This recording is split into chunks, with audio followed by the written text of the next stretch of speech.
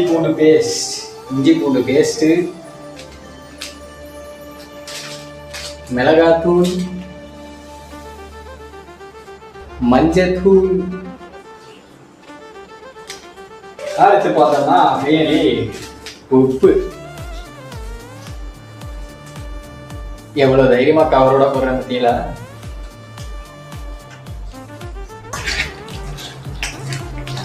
நான் கொஞ்சம் லெமன் போட்டுப்போம்.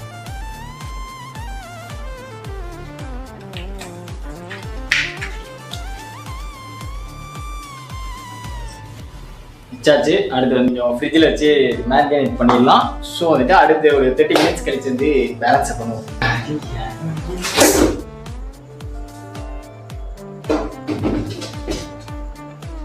ஸோ சிக்கன் வந்து ஒரு 30 மினிட்ஸ் உள்ளே இருக்கட்டும். அதுக்கப்புறம் வந்து பேலன்ஸ் கண்டிப்பாக பண்ணலாம். 30 மினிட்ஸ் வச்சுட்டு போகிறேன்னு சொன்னேன். பட் வந்து